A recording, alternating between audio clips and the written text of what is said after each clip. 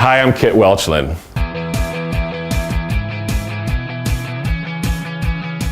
No, I'm not. If you know Kit, you know that I'm not him, and if you know me, you know that I'm not Kit. Every person is different, and no matter how hard I try to be like Kit, I can only be me.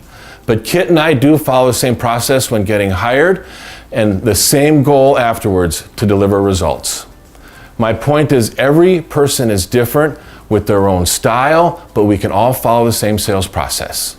Every salesperson can follow the same process when selling. However, each person has their own style, flair, and personality. I can never change a person's style. It's like they say to me, hey man, that's just the way I roll. But we can all work together to improve the sales process, techniques, behaviors, and uncover our own self-limiting beliefs.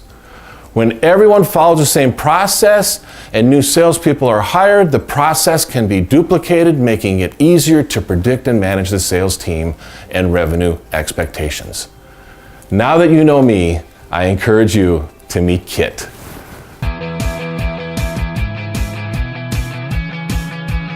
Hi, I'm Plum with the Minnesota Sales Institute. Thanks for this time together. I look forward to our conversation.